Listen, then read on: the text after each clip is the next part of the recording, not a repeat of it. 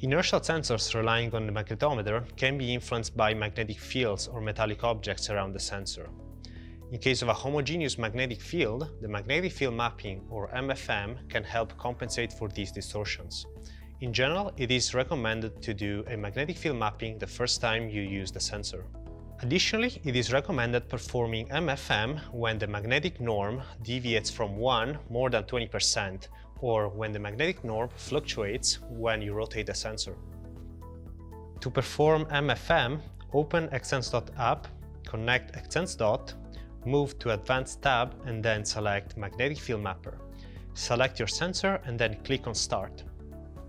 Start MFM by rotating the sensor 360 degrees around all axes.